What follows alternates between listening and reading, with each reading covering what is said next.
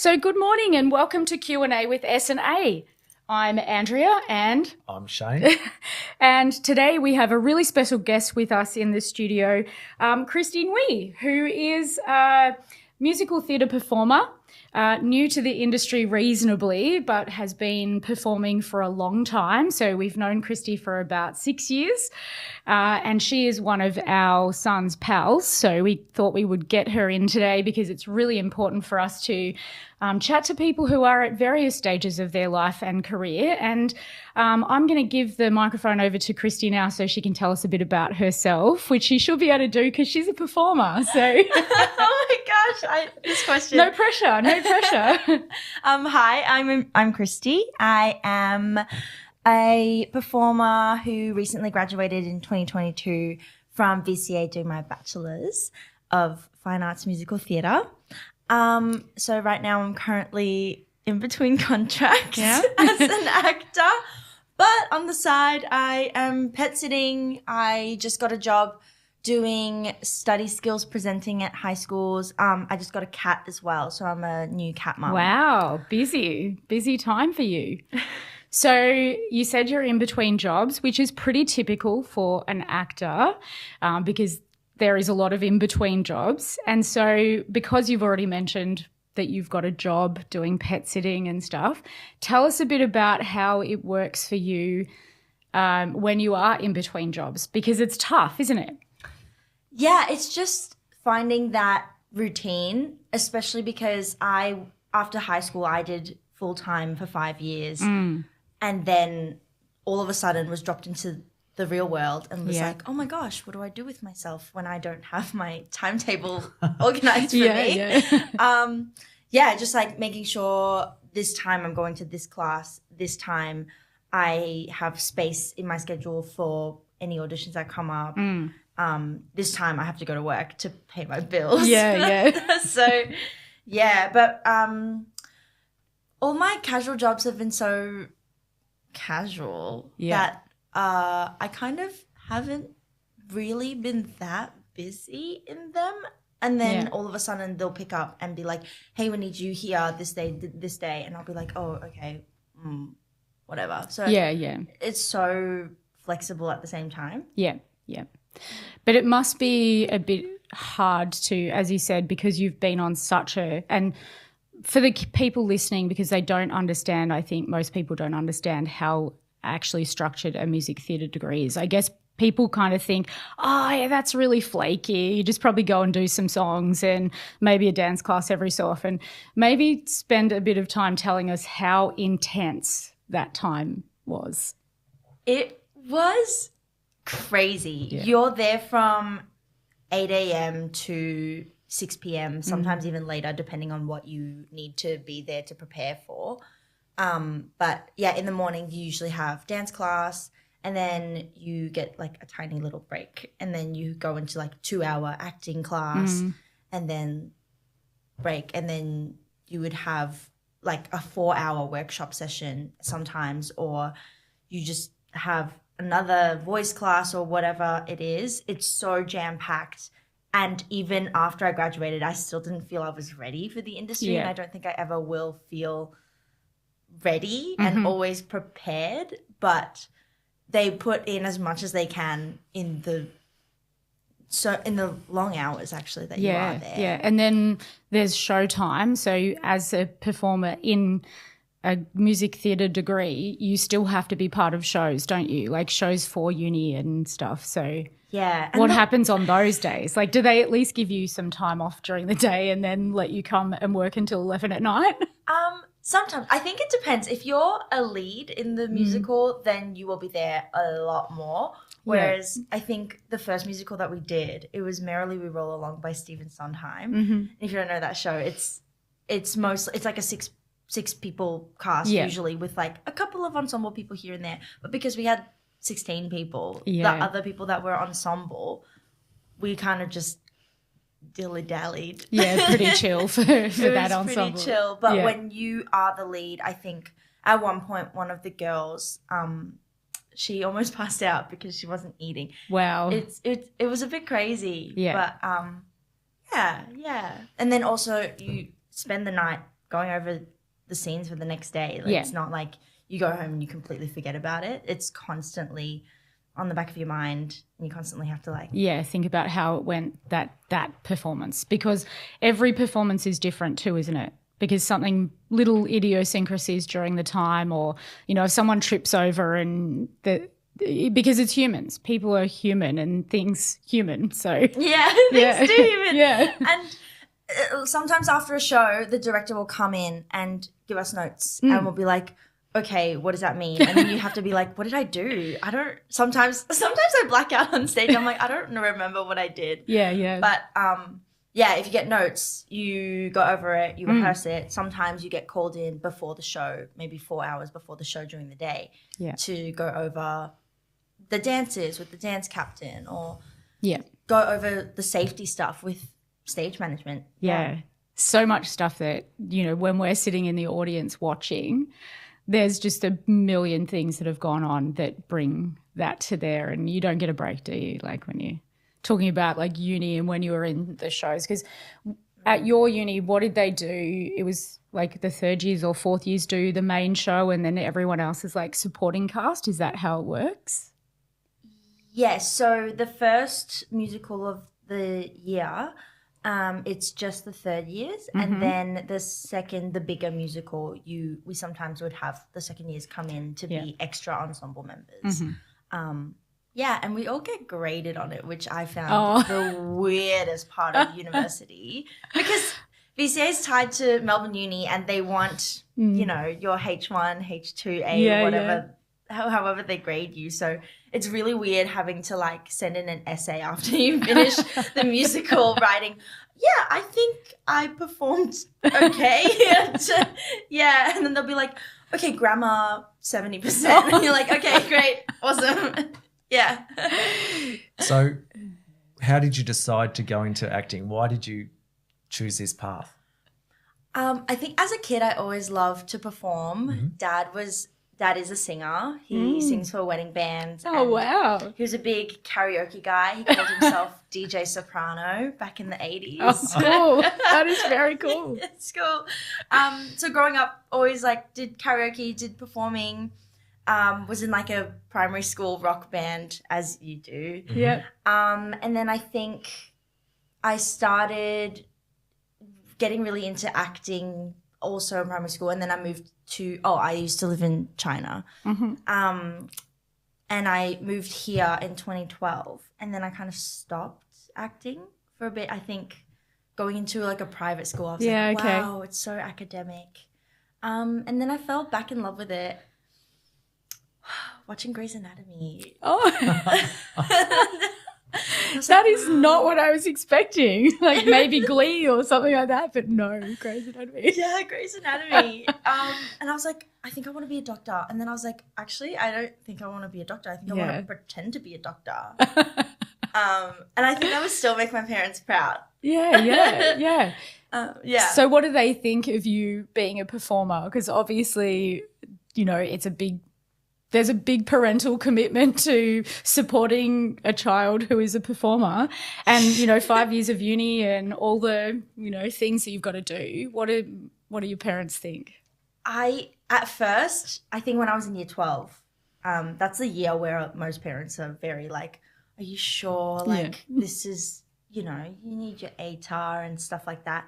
And obviously I was like, okay, I'm going to study well and try and get a decent ATAR for other opportunities in case I wanted to. But I was pretty set. I was like, I didn't decide on studying performing full time until I was in year 12. And I found out about this course called ShowFit, and I was like, wow, this sounds so great. And I told my parents about it, and they were like, yeah, okay, but what's your backup option? And I was like, it's fine. I got into arts at Monash. But I think I want to do this. Like, I'll just, you know, defer and it'll be fine.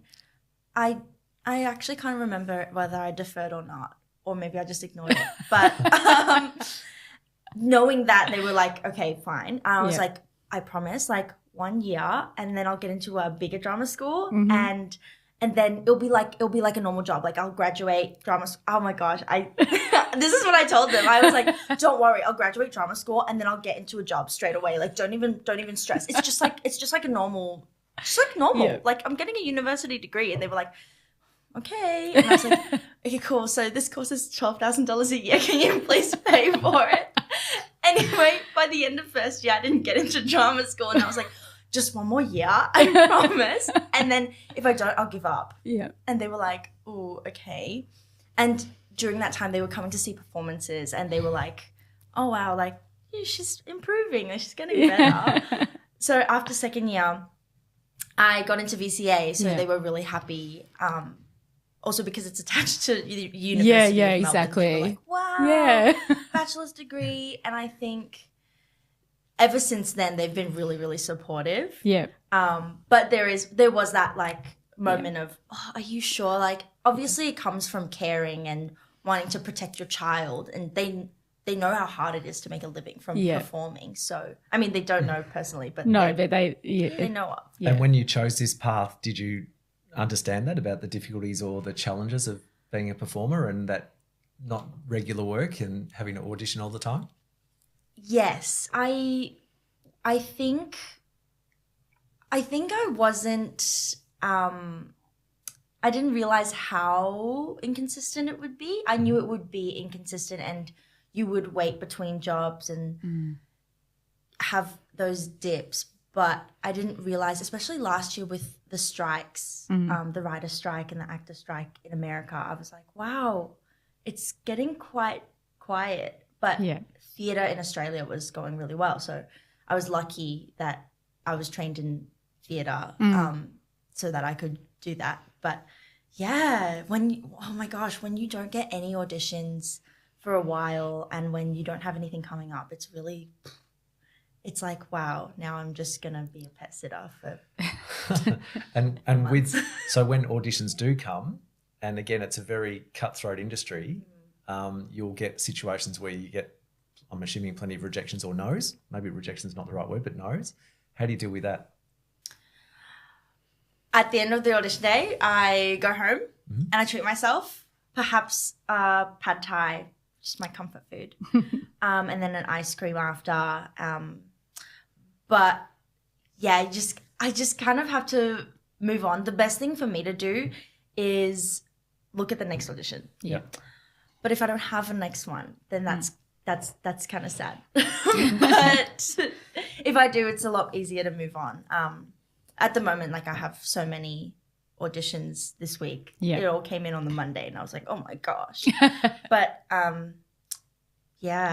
just kind of have to shed the tears, cry for the day, and then the next day move on as if nothing happened. Now, I'm always curious about, because I love ice cream. So you mentioned ice cream. So what sort of ice cream is your favourite? Right now, I've got mochi ice cream at home. Oh, Any particular flavour or? Be careful, because he's got a particular flavour that he doesn't like in mochi. So Really? he might be like throwing daggers at you after this. I want to see what you Be say careful. first. Yeah. I'm going to say green tea. No, mango. Green tea is good, but that's not the one he Mango's my hates. favourite. He hates lychee. Don't like lychee. Oh, Anyway. Oh, okay. I'm okay about it. I don't hate it with a passion. Yeah. Wow, really? Mango's my favourite. Mango's my dad's favourite too. Maybe it's a dad thing. Could be. Mango's a dad thing. What's your mum's favourite? Does she like lychee? Ooh, I don't think it would be lychee. Yeah. Mum's favorite might be, I don't know, she eats anything. So if Kristie's mum's listening, maybe you need to tell her what sort of mochi she likes. yeah, anything that's not too sweet. She'll just eat something. She'll be like, okay. oh, not too sweet. I like it. Yeah, fair.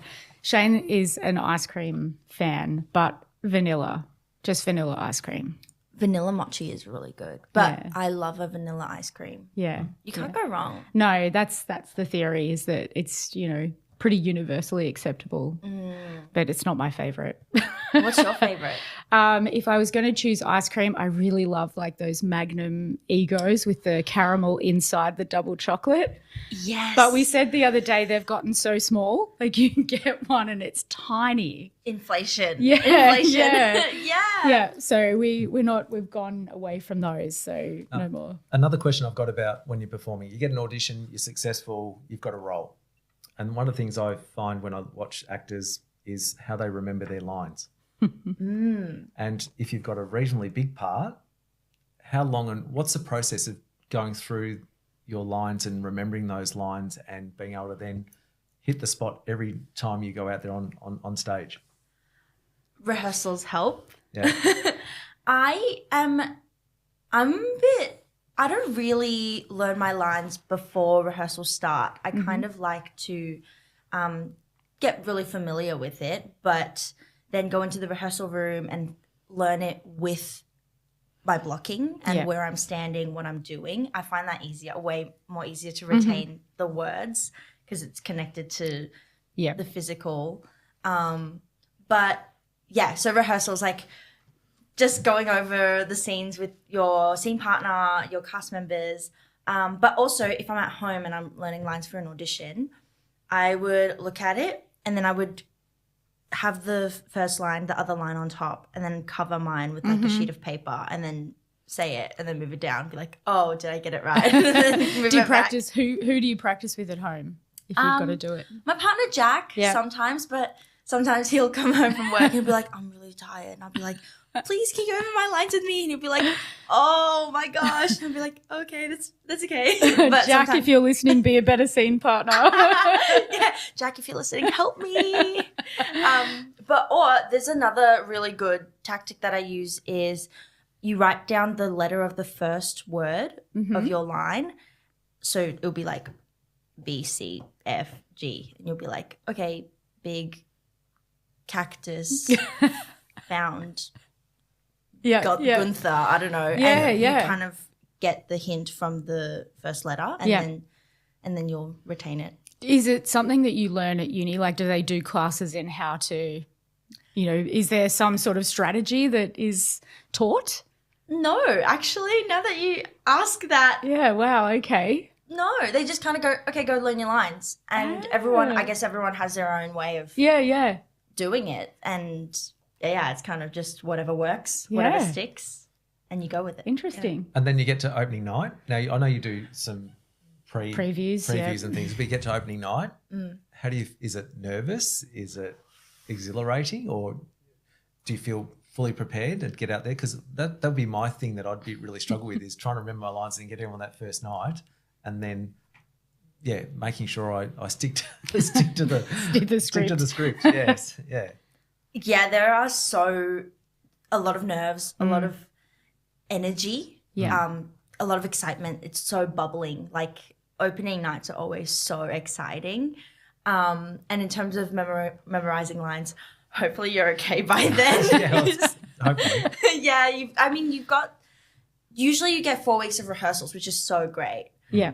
But if you get 3 weeks, that's a bit, but you'll be fine. And also like with previews before opening nights, it's good to know like, where did I drop lines? Where was I a bit slow with my delivery? And then you go over opening nights, I just kind of I'm just kidding. I don't cross my fingers over the best. Hopefully by then I know all my stuff. And obviously as the season goes on, it will settle and you get more in tune and the machine's all well-oiled up. A bit more natural by the time you get a week in or 2 weeks in. Yeah, but opening nights also because the nerves, the energy is so high, your brain is going so fast and the adrenaline is pumping that if you do drop a line, it's like, okay, we move straight past that. Yeah. Have there been any performances that you thought, gee, that one has been the hardest one I've done yet? Yes. Yeah. I went up to Brisbane and did the play Vietgone with Queensland Theatre. And it was my biggest role and it was also a straight play pretty much with like 6 songs.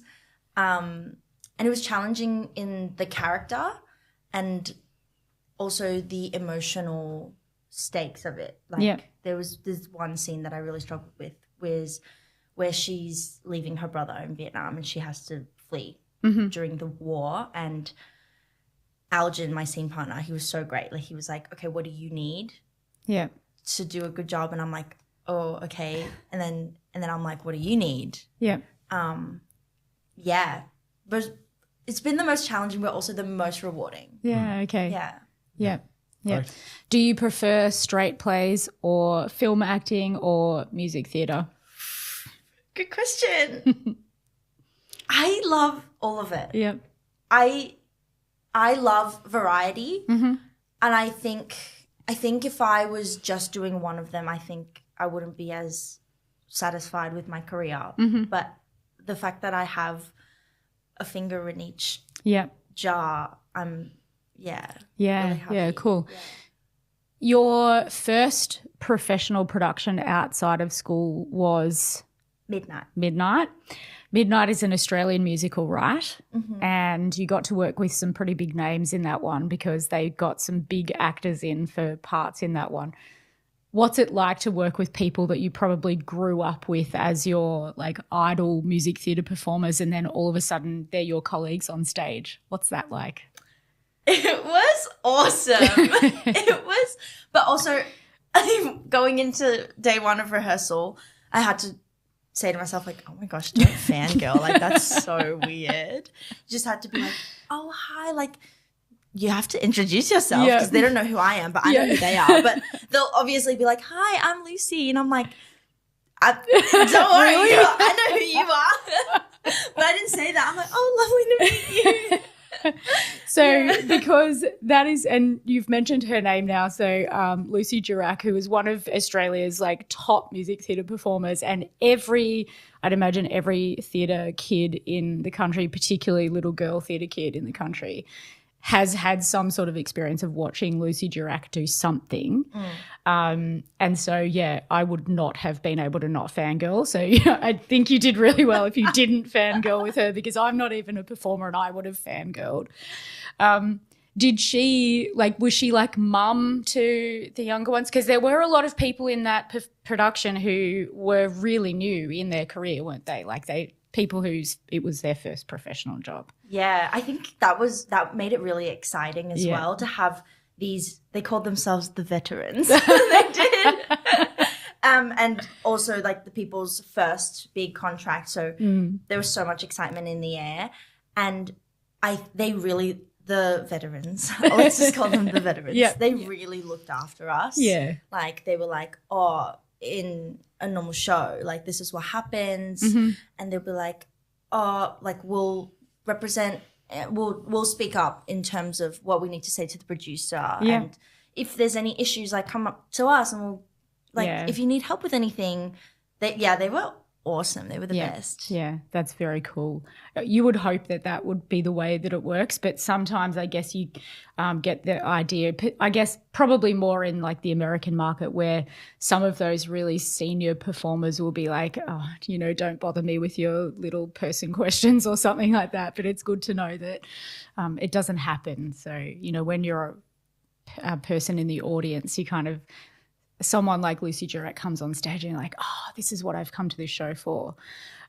You get all the benefit of all the other young performers around, but when it's someone like Lucy, she's been everything, hasn't she? It's not a show that she really hasn't been in that's like the big ones. So, pretty much. So when you go to a show to watch a show, do you go there just to enjoy it and enjoy the spectacle, or are you sitting in the audience? When you take Jacob to a show, do the two of you sit there and critique? Are you and critiquing give notes? the show and making comments about it?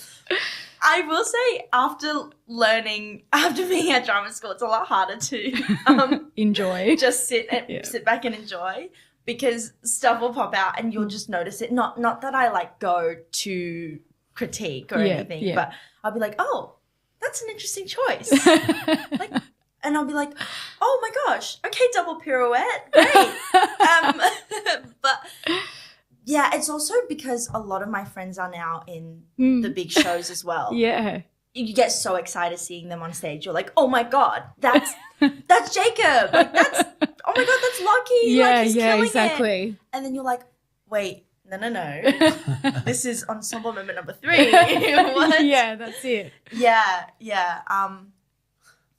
It's also really hard to like just sit there and not do some of the moves. Like, You're doing the choreography as they're sitting and singing along. Like we sat in a show once where somebody sat behind us and was singing. Actually, did that happen to you at Les Mis? Was somebody singing loudly? Yes, it was. Yes. Someone behind was like, yes. It was, yeah. But we went to see School of Rock in the US, and it's a pretty relaxed show, and there were people around us who were singing so loudly, I reckon the people on stage probably could hear them. Oh, so it was a bit you don't do that though, do you, Kristie? No, I wouldn't. Later on the tram on the way home maybe, but yeah. Or like we put on the soundtrack after the show and we sing in the car.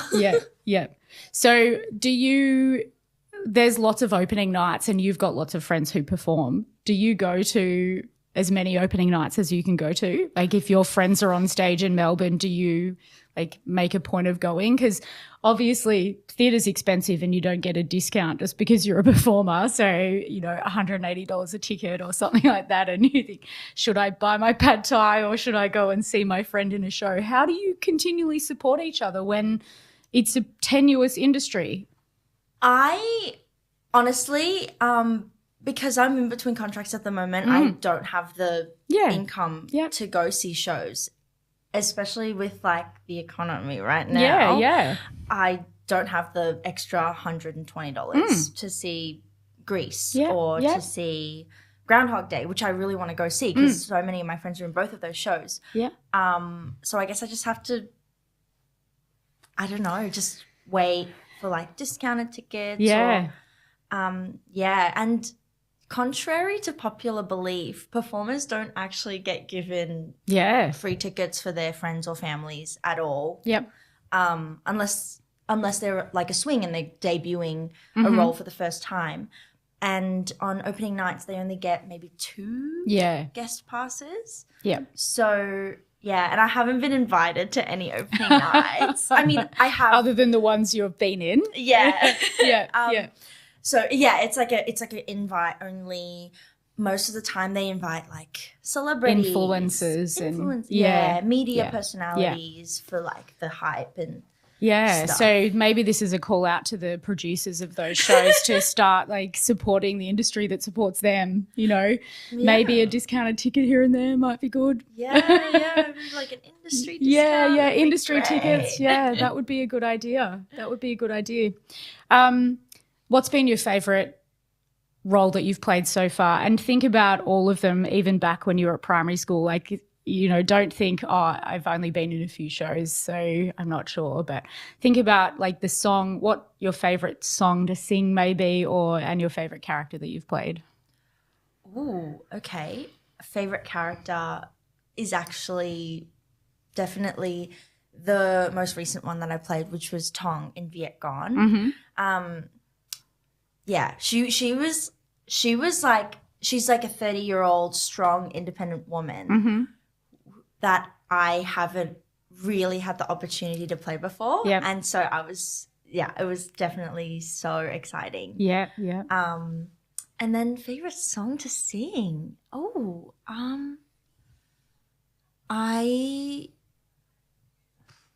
Great question. Maybe favourite musical that you would like to sing a song from? Like if there was a show that you wanted to put on, like if someone said to you, here's $5 million, Kristie, put on the show that you have always wanted to be part of and you're allowed to be the leading lady, what would be the show? Six, the musical. Okay. So cool. Yeah. I guess you were probably not quite the right age to be in Six when it originally toured Australia. Like you were probably still pretty young at uni when it came, but really young. Super cool show. Like great show. Great music from that one. I think lots of kids love that music. Yeah, my sister, she's 14 and she hates musicals. Oh, really? So, but she said to me, she was like, if you're in 6, like that's my favorite musical. So I want you to just be in that one. Yeah, and I was yeah. like, okay, well. Anyway, I did 6 last week and I got cut, but that's okay. Oh. That's okay. Well, It you know, happens. maybe if there's someone out there who can give Kristie $5 million so that she can put on her own version of 6, then she can be all 6. I think we could find some people. I guess, you know enough performers. A couple, like Jacob would be okay to put a wig on, I'm sure, to sing a 6 song. We quite like 6 the musical as well. Yep. Love it. Yeah, it's a cool musical. I like that one. Good idea. Advice. Now is the time when you become like the big sister of musical theatre for all the, 14-year-olds who might be listening to 2 old people on their podcast. What advice would you give to somebody who thought, even if they're not young, because we all know like music theatre there's people from all ages in music theatre. People new to the industry, what would be the piece of advice that you would give them? Stay true to yourself. Mm-hmm. Don't fall into the trap of wanting to be like everyone else. Mm-hmm. Work on your strengths. Yeah. I know you go to drama school and you work on your weaknesses, and that's great. You do that. But also work on your strengths. Yeah. Like that's what's going to get you jobs. Yeah, yeah. Lots of people are telling you what's wrong with your performance. Think about all the right things about it. Yeah. Focus on, yeah. Like don't feel so down about what you're not good at.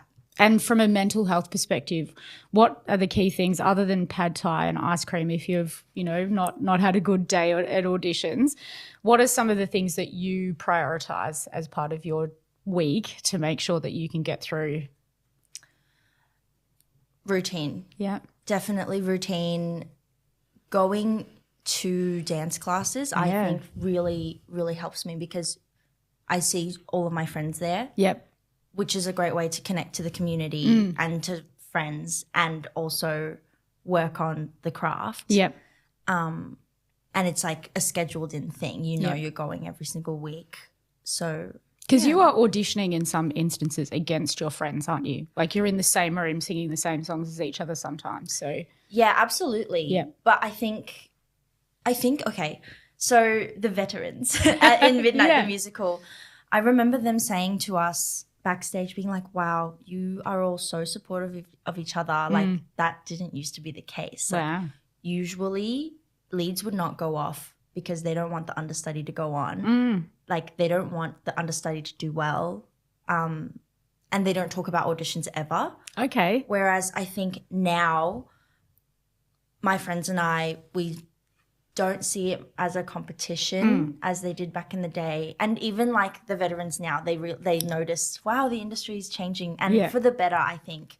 It's rather like whether you fit in the jigsaw that the producers are looking for. Yeah, yeah. And at the end of the day, everyone's different. Mm-hmm. Everyone's got their own sparkle. Yeah. So you just have to trust your own sparkle. Yeah. I think that's probably a really good note to end on because Kristie's got a lot of sparkle. Thank you for sparkling in our room today. I think that's we had a really great time talking to you, and it was great to get to know some of the insides and outs of what it's like to be a young performer in the industry. And thanks for coming on and having a chat with us. Thanks for having me. I look forward to seeing you in your next role. Yeah, exactly. Yes. Yeah. Thank you. We didn't get to see you in Viet Gone, but I did get to see you in Midnight. So, yeah, we'll be there. We're the people that buy the tickets, and we're the ones that buy them for Jacob too. So even though he is also a down-and-out music theatre performer, he'll still come watch you. Thanks, Kristie. Thank you.